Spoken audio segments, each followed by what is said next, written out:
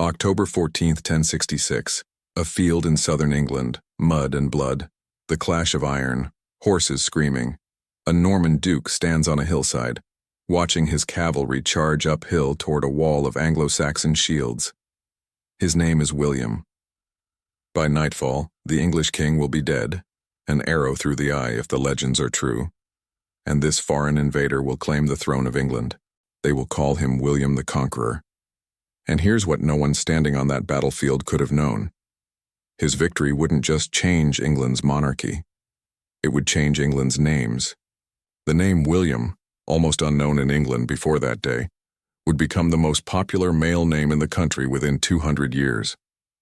And 1,000 years later, 1.5 million Americans would carry a surname that exists for one reason: William won. But that's only half the story, because Williams isn't just the third most common surname in America. It's the most common surname among Black Americans. Not second, not tied. First, nearly 47% of everyone named Williams in the United States is Black. One surname, two conquests, 1,000 years apart. This is the story of how a conqueror's name became a nation's name, and then became something else entirely. To understand why Williams exists, you have to understand what England was before October 14th, 1066. The Anglo-Saxons had ruled for 600 years. Their names reflected their world: Ethelred, Edric, Godwin, Leofric. Names built from Old English roots carrying meanings of nobility, power, and God. The name William, it didn't exist in England, not really. It was a continental name: French, Norman, foreign. Then came Hastings. William, Duke of Normandy, crossed the English Channel with roughly 7,000 men and 600 ships. He defeated King Harold II in a single day of brutal combat. By Christmas, he was crowned in Westminster Abbey. And then the real conquest began. William didn't just take the throne. He took the land. He stripped Anglo-Saxon nobles of their estates and handed them to his Norman followers. By the time of the Domesday Book in 1086, William's great census of English wealth, only 2 English nobles still held significant land directly from the king. Everyone else, Norman, French, foreign, and they brought their names with them. Within a generation, something strange happened. The conquered started naming their children after the conquerors. William. The name meant resolute protector in the old Germanic tongue, from will, meaning will or desire, and helm, meaning helmet or protection. It was the name of the man who had crushed their armies, seized their land, and imposed a new order. And parents gave it to their sons. Why? Power, association, survival. If your lord was Norman, if your priest was Norman, if the king himself bore this name, then giving your child the same name wasn't admiration, it was strategy. It was a way of saying, we belong to this new world. By the 13th century, William was the most common male name in England, not among Normans, among everyone. The conquest had worked, not just militarily, but linguistically. The invader's name had become the nation's name. And then came the kings. William I, William II, later William III and William IV. 4 English kings bearing the same name across 800 years, each one reinforcing its power, its prestige, its permanence. Every time a King William sat on the throne, a generation of parents named their sons in his image. But there was one place where the conquest never fully took hold: Wales. The Welsh had their own language, their own laws, their own naming customs, and for centuries they resisted the English system of fixed surnames. In Wales, you weren't John Williams, you were Iwan ap Gwilym, Iwan, son of Gwilym, the Welsh form of John, son of William. That ap, meaning son of, was the key. It worked exactly like the English I son suffix, but it came before the father's name, not after. Owain ap William, Dafydd ap Gwilym, Rhys ap Thomas. Your name told everyone whose child you were, and it changed every generation. Your son wouldn't be ap William, he'd be ap Owain, and son of you. This system persisted in Wales for centuries longer than in England. As late as 1500, most Welsh people still used patronymics. There was no Williams family in the modern sense, just endless chains of fathers and sons, each generation's name dying with them. Then England forced the change. Between 1536 and 1543, the English Parliament passed the Laws and Wales Acts. The official purpose was administrative. Integrate Wales fully into the English legal system. Standardize courts, standardize records, standardize taxes. But there was a hidden consequence. English law required fixed surnames. You couldn't track property across generations if names changed every 25 years. You couldn't collect taxes reliably. You couldn't prove inheritance in court. So the Welsh were forced to choose. Take a permanent surname, now. And what names did they choose? The names of their fathers at that moment. If your father was Gwilym when the law changed, congratulations. You're a Williams forever. Even if no one in your family is named William for the next 500 years. Even if you've forgotten who that original Gwilym was. The name froze. And because William had been one of the most popular names in Wales for generations, thanks to English influence, Williams became one of the most common Welsh surnames almost overnight. Let me show you what this looked like in numbers. By the late 19th century, 1 in 14 Welsh farmers was named Williams. 1 in 14. Walk into any village in Caernarfonshire or Gwynedd, and you'd find Williams after Williams after Williams. The local church registry would list pages of them. The tax rolls were practically monotonous. Today, Williams ranks as the third most common surname in Wales with over 110,000 bearers in a country of just 3 million people. That's roughly 1 in 27 Welsh people carrying the same surname. And here's what made Wales different from England. In England, surnames had frozen centuries earlier. The Williams families were old, established, dispersed across the country. In Wales, the freezing happened later, and all at once. It created a massive concentration of Williams families in a small geographic area, all adopting the same surname within a few generations. When Welsh people began emigrating, to England, to America, to Australia, they carried this concentration with them.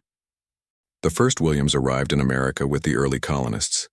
Roger Williams, founder of Rhode Island, champion of religious freedom, creator of one of the first democracies in the New World. His colony became a haven for Baptists, Quakers, and others fleeing persecution. The principles he established would echo through the Constitution 150 years later. But Roger Williams was just the beginning. Throughout the 1600s and 1700s, waves of Welsh immigrants settled in Pennsylvania, the Carolinas, and beyond. They brought their language, their hymns, their chapels, and their surnames. By the time of American independence, Williams was already among the most common surnames in the colonies. The 2010 census recorded 1,534,042 Americans named Williams. That's roughly 1 in every 200 people.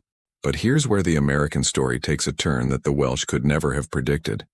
The Civil War ends. The 13th Amendment abolishes slavery. And millions of formerly enslaved people face a question that most Americans never have to consider. What is your name? Under slavery, enslaved people were often denied surnames entirely. They were listed in records by first name only, if they were listed at all. Their identities were not their own. After emancipation, they had to choose. Some took the surnames of former enslavers. Some chose the names of public figures they admired. And many simply adopted the most common American surnames they encountered. Names that would help them navigate a hostile world. Names that wouldn't mark them as different. Williams was one of those names. In the 1870 census, the first after emancipation, 70,696 Black Americans were recorded with the surname Williams. By 1900, that number had grown to 187,548. By 1940, it was 274,627. But today, the numbers tell a story that is unique in American history. According to the 2010 U.S. Census, over 1.6 million Americans carry the surname Williams. And here is the statistic that changes everything. 48.3% of them are Black. 45.7% of them are white. Sometime between the year 2000 and 2010, the scales tipped. Williams is no longer just a common name. It is now statistically the only major surname in the United States held by more black people than white people. Smith is still majority white. Johnson is still majority white. But Williams? Williams has crossed the line. One surname, two completely different histories, and now a new majority. Let me give you the scale. The surname Williams is carried by approximately 2.95 million people worldwide, 1.5 million in the United States alone. In the UK, it ranks third, behind Smith and Jones. In Wales, third, behind Jones and Davies. In Australia, fourth. In New Zealand, fifth. One name, scattered across 4 continents, spoken in dozens of accents, and all of it traces back to a single moment. A Norman duke crossing the English Channel with 7,000 men, changing the course of history with a single battle. The Anglo-Saxons who survived Hastings would have hated this name. It was the name of their conqueror, the name of oppression, the name of defeat. And within 200 years it was the most popular name in England. That's the mathematics of cultural conquest. The winners don't just take your land, they take your names, they take your children's names, and eventually those names become yours, become so deeply embedded that you forget they were ever foreign at all. With 1.5 million Williams in America, some were bound to become extraordinary. Tennessee Williams, the playwright who gave us A Streetcar Named Desire and The Glass Menagerie, whose work defined American theater for a generation. Serena and Venus Williams, sisters who dominated tennis for 2 decades, winning a combined 30 Grand Slam singles titles and changing the face of the sport. Robin Williams, the comedian and actor whose manic energy masked a profound depth, leaving behind performances in Good Will Hunting, Dead Poets Society, and dozens of other films. Hank Williams, the country music legend who died at 29 but wrote songs that still define the genre. Your Cheatin' Heart, I'm So Lonesome I Could Cry. Pharrell Williams, Vanessa Williams, John Williams, the composer, William Carlos Williams, the poet. Athletes, artists, entertainers, creators. But here's the truth we've said before. The Williams didn't dominate because they were special. They dominated because there were so many of them. When 1.5 million people carry a name, statistically, some will become extraordinary. It's probability, not destiny. And there's something meaningful about that. Williams isn't a name of occupation. It's not Smith or Baker or Cooper. It's not a name of location. It's not Hill or Brooks or Atwood. It's a name of relationship, son of William, Mab Gwilym, child of a protector. But which William? If your family is Welsh, your Williams probably traces to someone named Gwilym who lived in the 1500s, a farmer or craftsman or laborer who happened to have that name when the English forced fixed surnames onto Wales. If your family is English, your Williams might go back further, perhaps to the 1200s or 1300s, when surnames first solidified in England.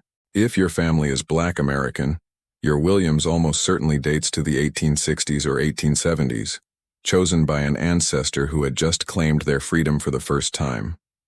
3 different origins, 3 different centuries, 3 different stories, all arriving at the same 7 letters.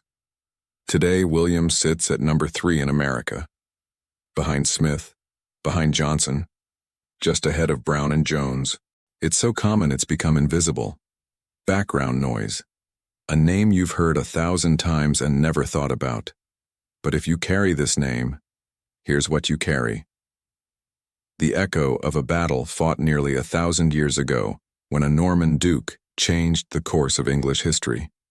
The legacy of a name so powerful that the conquered adopted it as their own within generations.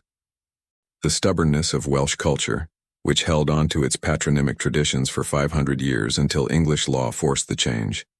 The resilience of enslaved people who claimed new identities after emancipation and passed them down through generations. The journeys of immigrants, Welsh, English, Black, and others, who carried this name across oceans and into new worlds. Williams doesn't mean blacksmith. It doesn't mean son of John. It means son of a protector, son of William. But more than that, it means this. You are carrying a name that conquered England, survived in Wales, and was chosen, freely chosen, by people building new lives in America. A conqueror's name, a survivor's name, a free person's name. all at once. That's the story of Williams. A name born in conquest, frozen in Wales, chosen in freedom, carried across 4 continents by millions of people who share nothing but 7 letters. It's not a story of one family. It's a story of many families, Welsh farmers and Norman lords and freed slaves and English colonists, all connected by a name they probably never chose. Every surname is like this if you look closely enough. Layer upon layer of history, compressed into a few letters on a driver's license. If your name is Williams, now you know. You're connected to a Norman conqueror and a Welsh farmer and a freed slave, all at once. Your name carried them. Now it carries you. If your name isn't Williams, drop it in the comments. Tell me your surname, because next time, it might be yours. Hit subscribe if you want to know more. New surname stories are coming. I'm Benjamin, this is the name you carry, and this was Williams.